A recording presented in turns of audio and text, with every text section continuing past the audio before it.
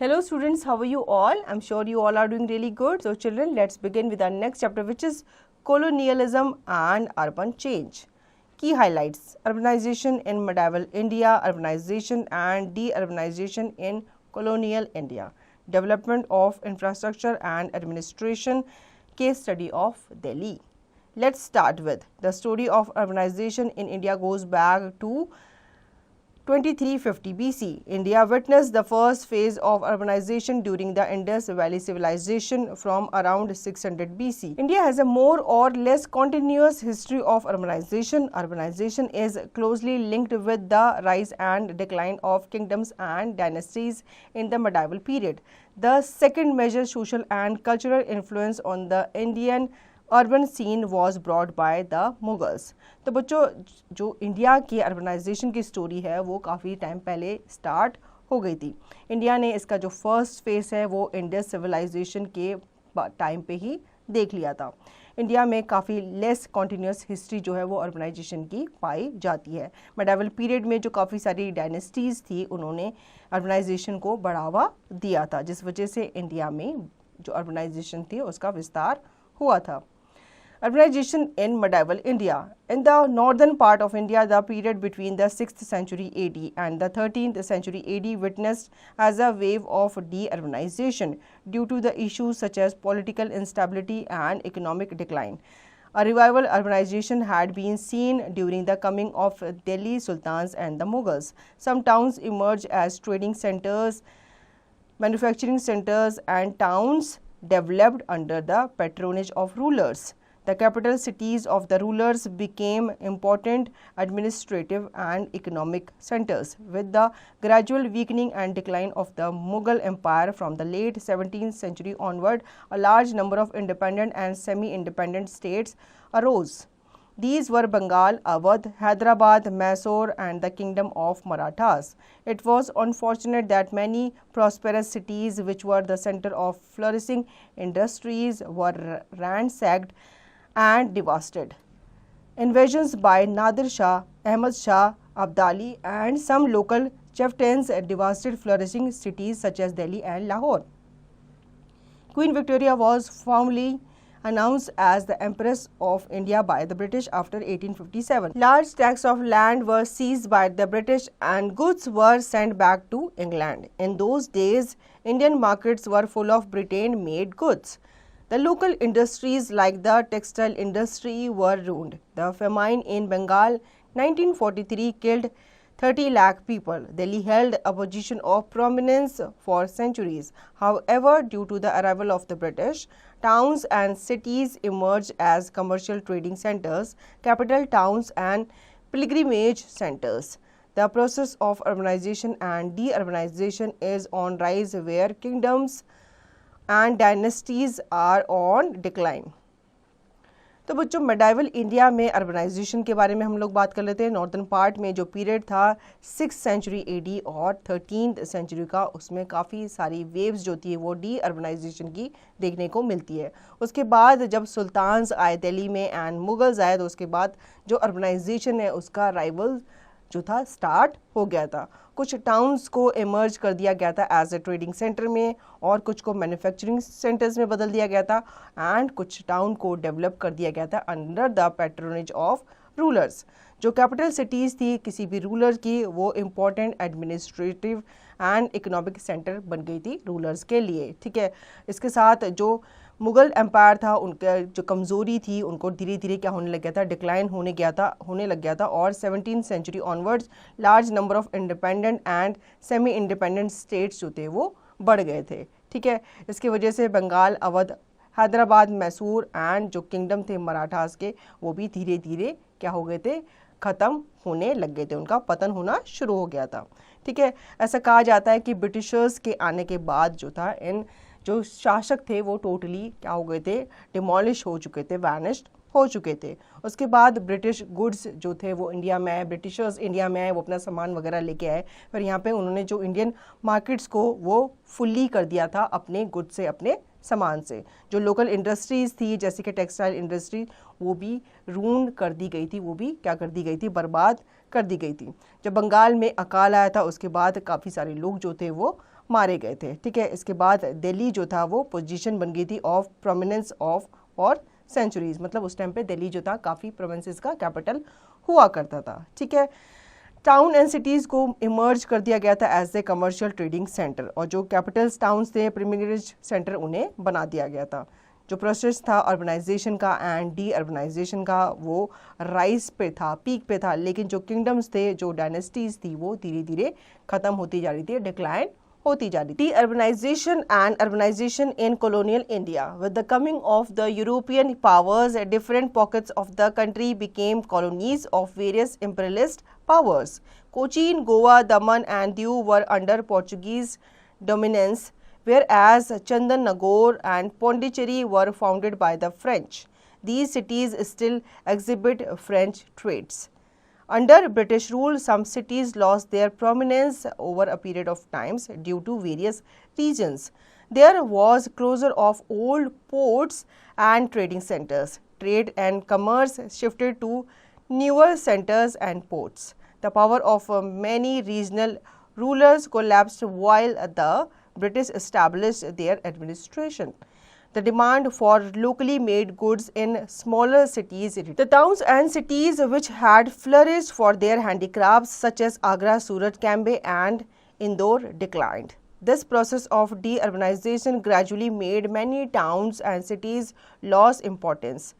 The British policy of ruining traditional Indian economy led to de-urbanization. However, the British patronized some urban centers to suit their imperialistic tendencies. Bombay, Mumbai, Madras, Chennai and Kolkata emerged as the three colonial presidencies and important trading points because of their locations. बच्चों, हमने previous chapter में भी पढ़ा था, काफ़ी सारी European countries जो थी वो इंडिया में आई थी एज क्या करने के लिए, एज ए ट्रेडिंग कंपनी। ठीक है, और काफ़ी सारी कॉलोनीज़ को भी इम्पेरियलाइज किया गया था, किसके द्वारा, यूरोपियन कंट्रीज़ के द्वारा, जैसे कि फ्रेंच के अंडर चंदननगोर एंड पौंडीचेरी जैसे काफ़ी सारे एरियाज़ थे। उसके बाद जब ब्रिटिश रूल हुआ इंडिया में तो उन्होंने भी काफ़ी सारे प्रोविंसेस को अपने अंडर कर लिया था। इसके थ्रू ओल्ड पोर्ट्स जो थे उनको क्लोज कर दिया गया था और उनको क्या बना दिया गया था, ट्रेडिंग सेंटर बना दिया गया था। ट्रेड एंड कमर्स जो थे वो शिफ्ट कर दिए गए थे new centres and new ports में। जो पावर थी मैनी रीजनल रूलर्स की वो कोलैप्स कर गई थी, उनसे उनकी सारी जो पावर थी वो क्या कर ली गई थी, छीन ली गई थी। ठीक है, और सारा का सारा जो रूल था, जो एडमिनिस्ट्रेशन था, वो सारा का सारा ब्रिटिश के द्वारा ही स्टैब्लिश किया गया था। जो डिमांड थी लोकली मेड गुड्स की वो रिड्यूस कर दी गई थी। ठीक है, और जो टाउन्स एंड सिटीज़ थे जिनमें हैंडीक्राफ्ट्स वगैरह फलते फूलते थे, उनका काम होता था, उनको भी डिक्लाइन कर दिया गया था। जो प्रोसेस था डी अर्बनाइजेशन का वो धीरे धीरे काफ़ी टाउन्स एंड सिटीज़ को उनकी जो इम्पोर्टेंस थी वो क्या हो गई थी, उसके थ्रू कम हो गई थी। जो ब्रिटिश पॉलिसीज़ थी इन ट्रेडिशन इंडियन इकोनॉमी को रूल करने की, वो किस में कन्वर्ट हो गई थी, डी अर्बनाइजेशन में वो कन्वर्ट हो गई थी। हालांकि ये बताया जाता है कि ब्रिटिश ने काफ़ी सारे अर्बन सेंटर्स को भी पैट्रोनाइज किया था, जैसे कि बॉम्बे, मद्रास, कलकत्ता जो थे वो 3 कॉलोनियल प्रेसिडेंसीज में क्या हो गए थे, कन्वर्ट हो गए थे, और इन्हें ही वो अपने ट्रेडिंग पॉइंट का मेन लोकेशन उन्होंने बना लिया था। Let's think how did the development of railways take place in India. बच्चों ये आपको फाइंड आउट करना है कि इंडिया में रेलवेज का जो कंस्ट्रक्शन था, जो डेवलपमेंट था, वो कैसे स्टार्ट हुआ था। Now Bombay, Surat was the headquarter of the East India Company. Still Bombay gained more provinces than Surat. Its strategic location on the seashore soon help it to become a naval base. बच्चों उस time पे सूरत जो था वह हेडक्वार्टर हुआ करता था ईस्ट इंडिया कंपनी का। ठीक है, और धीरे धीरे बॉम्बे जो था वो क्या बन गया था, नेवल बेस बन गया था। Kolkata, in Kolkata the British established Fort William to fortify their possessions. After the British won the Battle of Plassey, Kolkata became the headquarters of the East India Company. By the Regulating Act of 1773, the Governor of Calcutta was made the Governor General of India, and the governors of Madras and Bombay were made subservient to him. Kolkata remained the British capital till 1911. तो बच्चों जब कलकत्ता में British लोगों ने अपना position establish किया था तो उसके बाद ब्रिटिश ने बैटल ऑफ प्लासी जीता। कोलकाता जो था फिर उनका क्या बन गया था, हेडक्वार्टर बन गया था।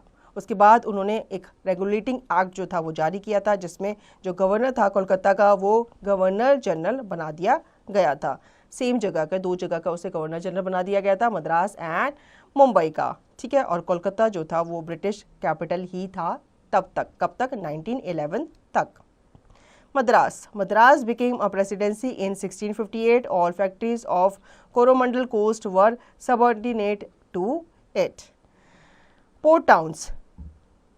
Masulipatanam and Surat were the important ones among the port towns. Surat was the center of trade and manufacturing. In Masulipatanam, the East India Company built its first factory in India. तो बच्चों ऐसा कहा जाता है, ऐसा माना जाता है कि मसूलीपट्टनम में ईस्ट इंडिया कंपनी ने अपनी पहली फैक्ट्री जो थी वो बनाई थी। और मसूलीपट्टनम एंड सूरत जो थे वो इम्पोर्टेंट थे उनके पोर्ट टाउन्स, जिनके थ्रू वो समुद्री क्या करते थे, व्यापार किया करते थे।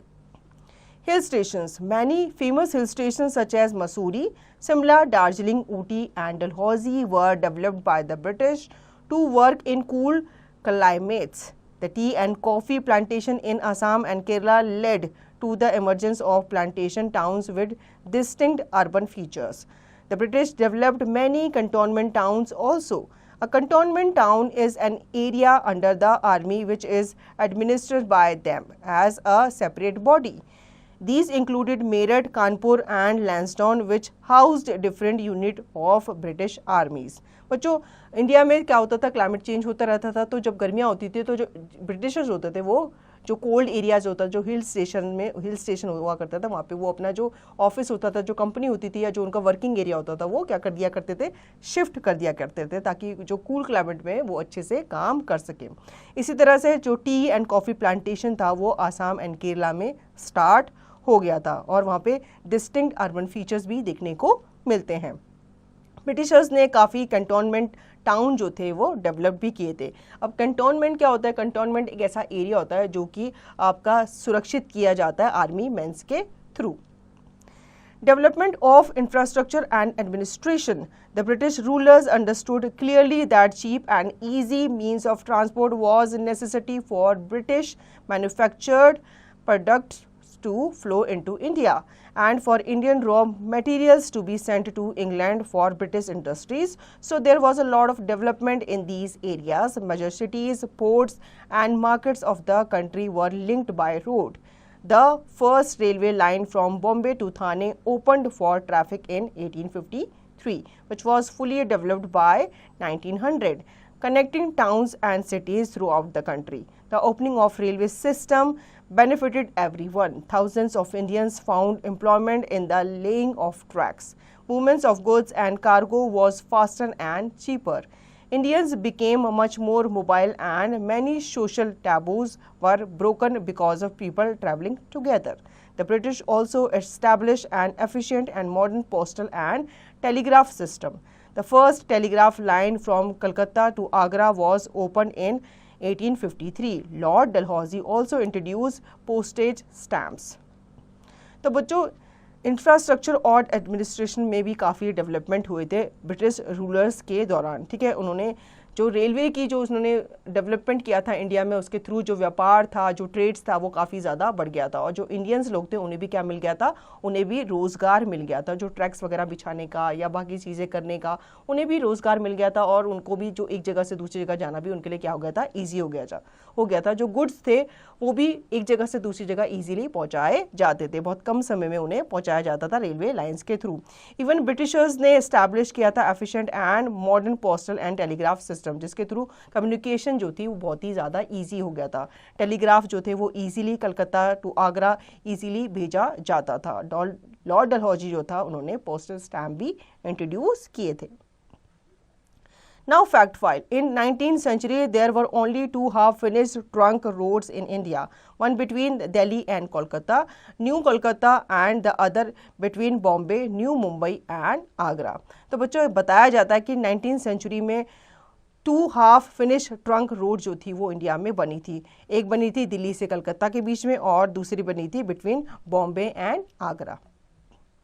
Public works and municipalities. There were improvements in civic facilities in some major Indian cities during the British rules.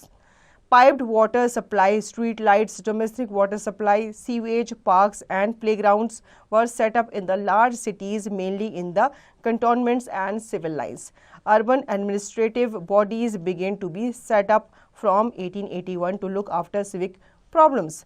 They primarily looked after collection of local taxes, maintenance of roads, removal of garbage, primary education and public health. तो बच्चों ये जो piped water supply है जो आप आजकल देख पाते हो, स्ट्रीट लाइट जो आप देख पाते हो, डोमेस्टिक वाटर सप्लाई, सीवेज, ये जो आप आजकल देख रहे होते हो, ये ब्रिटिशर्स ने ही इन्वेंट किए थे, ब्रिटिश ने ही इनका निर्माण करवाया था, कार्य जो था उन्हीं के देखरेख में हुआ था। कब? इंडिया में। जब पुराने टाइम पे सीवेज सिस्टम नहीं था, प्रॉपर इलेक्ट्रिसिटी वगैरह नहीं आती थी, तो ब्रिटिशर्स ने ही इसे अप्लाई किया था। पहले इन्होंने शहरों में शुरू किया था, फिर धीरे धीरे गाँव वगैरह में भी इसका निर्माण जो था वो स्टार्ट हो गया था। Local government. Cornwallis Code 1793 gave legal form to complex measures that constituted the administrative framework in British India. The local administration was placed in the hands of the revenue collectors of districts. Local government जो होती थी वो काफ़ी complex measures को follow करती थी, ठीक है, और जो एडमिनिस्ट्रेटिव फ्रेमवर्क था वो अभी भी ब्रिटिशर्स के अंडर ही आता था। जो लोकल एडमिनिस्ट्रेशन था उसे प्लेस किया जाता था ताकि जो रेवेन्यू कलेक्टर्स हैं डिस्ट्रिक्ट के वो सारा रेवेन्यू कलेक्ट करके किसी दे, ब्रिटिशर्स को ही दे। Police administration. Lord Cornwallis established for the first time a regular police force to maintain law and order. The Indian Penal Code was formed in 1860 under Lord Macaulay. This code charted out various categories of criminals. Further, the Indian Police Act of 1861 marked the final change from the Mughal system to the British Raj. The main objective of police reforms under the Indian Police Act was to set up a uniform and effective police administration in India. The police force was arranged under local government and police administration extended to all districts.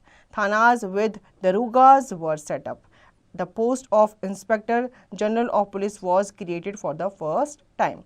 तो बच्चों उस ज़माने में police administration कैसे हुआ करता था वो हम जान लेते हैं। लॉर्ड कॉर्नवालिस जो था उन्होंने first time regular police force को क्या किया था, एस्टैब्लिश किया था, जो कि लॉ और ऑर्डर को क्या करती थी, मेंटेन करती थी। इंडियन पेनल कोड जो था वो उस टाइम बनाया गया था अंडर लॉर्ड मकाउले। ये जो कोड था ये चार्ट करता था वेरियस कैटेगरीज को ऑफ क्रिमिनल्स, मतलब क्रिमिनल्स को वेरियस कैटेगरीज में रखा जाता था इसके अंडर, ठीक है। उसके बाद इंडियन पुलिस एक्ट जो था वो जारी किया गया, मतलब उसका जो रेगुलेशन है वो स्टार्ट हो गया था। इसका मेन ऑब्जेक्टिव था ताकि पुलिस रिफॉर्म कर सके under the Indian police act, जो कि सेटअप किया गया था as a uniform and effective police administration in India. जो पुलिस फोर्स थी वो अरेंज हुई थी अंडर लोकल गवर्नमेंट और पुलिस एडमिनिस्ट्रेशन के अंडर, जो कि एक्सटेंड की जाती थी ऑल डिस्ट्रिक्ट्स में। जो थानास थे विद दरोगास वो सेटअप किए गए। उसके बाद जो पुलिस इंस्पेक्टर जनरल था उसे भी फर्स्ट टाइम क्या किया गया था, इंट्रोड्यूस किया गया था। Let's think what steps were taken by British to strengthen the infrastructure. बच्चों आपको इसमें नज़र डालनी है, इसके बारे में सोचना है कि कौन कौन से स्टेप्स जो थे वो लिए गए थे ब्रिटिशर्स के द्वारा ताकि जो इंडिया का इंफ्रास्ट्रक्चर है वो स्ट्रॉन्ग किया जा सके। Case study of Delhi. Delhi, the capital of India, is one of the oldest cities in the world.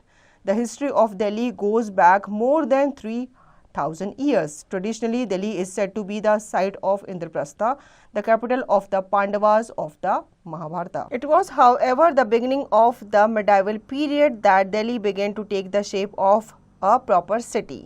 It has been the seat of several mighty empires. Many ancient monuments dotting the landscape of Delhi speak about its history.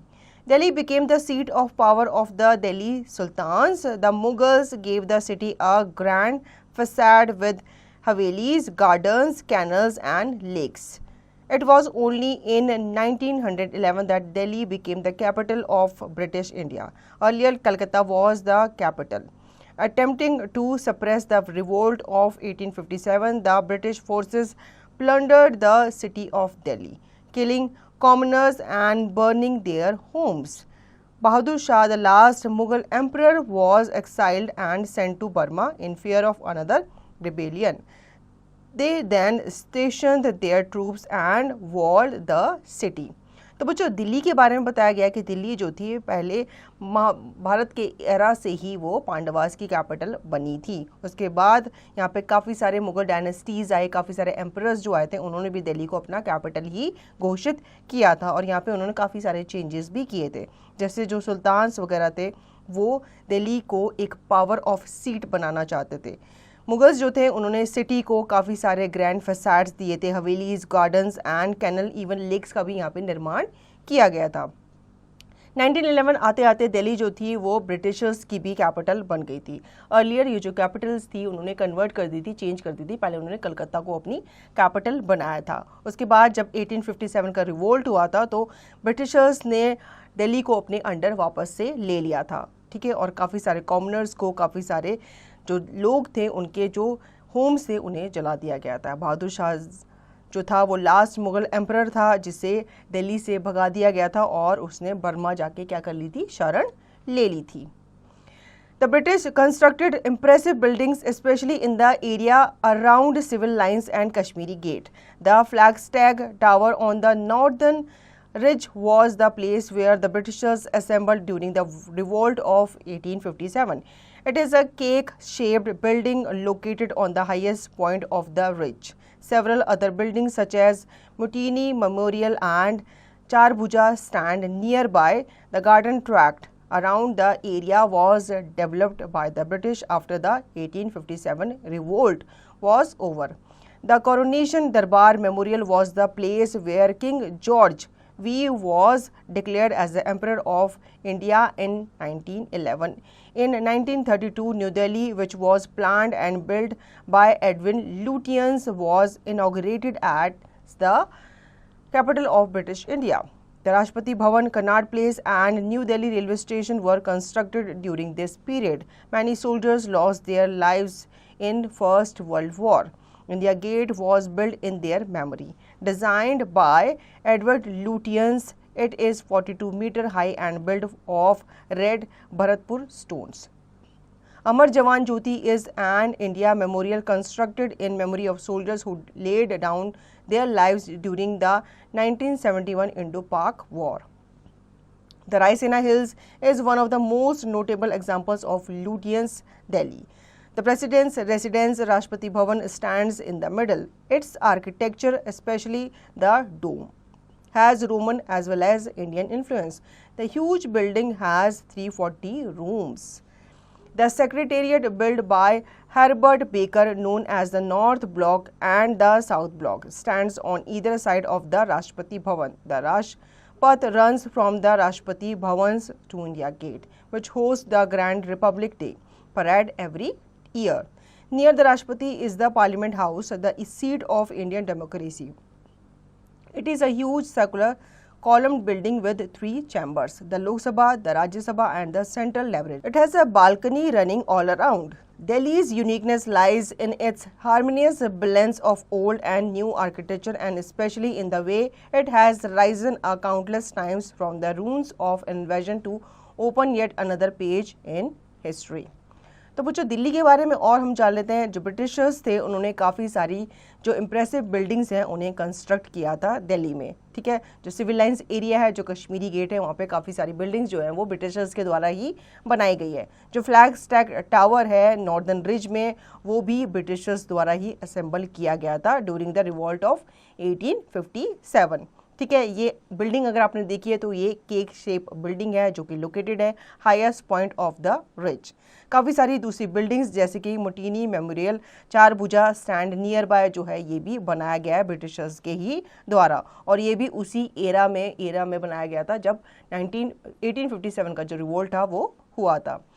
Coronation दरबार memorial जो है वो एक place है जहाँ पे king George we जो है वो एम्परर के रूप में घोषित हुए थे, ठीक है। इसी तरह से जो राष्ट्रपति भवन है वो भी एडविन लुटियंस के द्वारा ही बनाया गया है। इवन जो न्यू दिल्ली का रेलवे स्टेशन है वो भी उसी टाइम पे कंस्ट्रक्ट किया गया था। काफ़ी सोल्जर्स जिन्होंने फर्स्ट वर्ल्ड वॉर में अपनी जान गंवाई थी, इंडिया गेट में उनका नाम जो है वो एज ए मेमोरी बिल्ड किया गया है और इसे भी एडवर्ड लुटियंस के द्वारा ही बनाया गया था।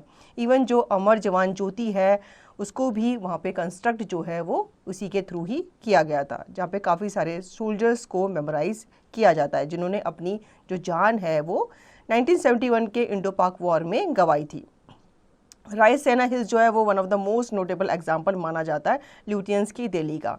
ठीक है, यहाँ पे आपका जो प्रेसिडेंट्स हाउस है, राष्ट्रपति भवन, वो मिडिल में स्टैंड करता है और जो उसकी आर्किटेक्चर है वो भी बिल्डिंग्स जो ब्रिटिशर्स थे उनके द्वारा डिज़ाइन किया गया था। सेक्रेटरीट जो है वो भी हार्बर्ट बेकर्स के द्वारा ही डिज़ाइन किया गया था। ठीक है, जो साउथ ब्लॉक है, बाकी जो भवन है वो वहाँ पे बिल्डर्स के द्वारा ही डिज़ाइन किए गए थे। राजपथ के नियर जो पार्लियामेंट हाउस है और जो सीट ऑफ इंडियन डेमोक्रेसी है वो भी ब्रिटिशर्स के द्वारा ही डिज़ाइन किए गए थे, बनाए गए थे, बिल्ड किए गए थे। इवन जो ह्यूज सर्कुलर कॉलम बिल्डिंग है विथ 3 चैम्बर्स, जिसमें आपके Lok Sabha, Rajya Sabha and central library आती है, वो भी ब्रिटिशर्स के द्वारा ही बनाई गई थी। तो जो दिल्ली की यूनिकनेस है वो उसकी harmonious build of old and new architecture पे ही डिपेंड करती है, लाई करती है, जो कि मिक्सचर माना जाता है ब्रिटिशर्स का और इंडियन मुगल्स जितने भी हमारे एम्परर्स हुआ करते थे उनके आर्किटेक्चर का। तो बच्चों, आई होप आपको ये चैप्टर अच्छे से समझ में आ गया होगा। अब इसका रिवीजन और दी गई एक्सरसाइज की प्रैक्टिस आप खुद से करेंगे।